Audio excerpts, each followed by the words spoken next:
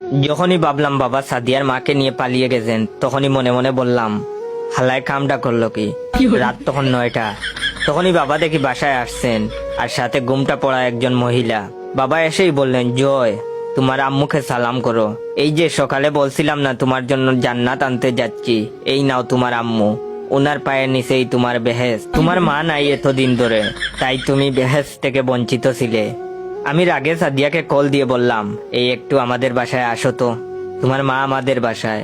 তারপর সাদিয়া আমাদের বাসায় আসলো। সব শুনে সাদিয়া আমাকে বলল, ভাইয়া। আমিও কোনো উপায় না পেয়ে সাদিয়াকে বললাম, আপু ওয়েট, গল্পটা শেষ করার আগে আমার অরিজিনাল টিকটক অ্যাকাউন্ট বাইসা বনফায়ার আর ইউজার নেম ইয়োর জয় অ্যাকাউন্টটাকে ফলো দিয়ে রাখেন। আজ থেকে সাদিয়া আর আমি ভাই বোন হয়ে গেলাম। এভাবে কয়েকদিন গেল। হঠাৎ বাবা আমাকে একদিন বললেন, জয়, তুমি কেমন জানি জান্নাত থেকে বঞ্চিত হচ্ছ, এভাবে চললে তোমাকে জাহান্নামে যেতে হবে। আমিও মনে মনে ভাবলাম, ঠিকই, আমাকে লুচ্চামি বাদ দিতে হবে আর প্রতিদিন 5 ওয়াক্ত নামাজ পড়তে হবে। কিন্তু কে জানতো লুচ্চা বাপ এইবারও কষি একটা মেয়েকে বিয়ে করে আনছেন। আর এসে বলেন, বাবা, উনিও তোমার আম্মু, সালাম করো।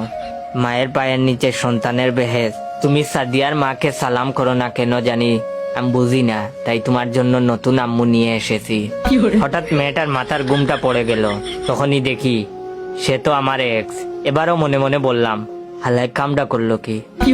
যাই হোক, আল্লাহ আমার দোয়া কবুল করছেন। আমার এক্স যখন আমাকে ছেড়ে যায়, তখন দোয়া করছিলাম, আল্লাহ এর কপালে যেন বুইড়া একটা জামাই জুটে, যার চরিত্রে একটু প্রবলেম থাকে আর মেশিনটা একটু কাজ কম করে। ভিডিওটা কেমন লাগলো অবশ্যই কমেন্ট করে জানাবেন। আর হ্যাঁ, আপনারা কি চান বাবা এবং ছেলের গল্পের আরেকটা পর্ব দেই? যদি চান তাইলে বেশি বেশি করে like, comment, share, copy link করবেন। ধন্যবাদ।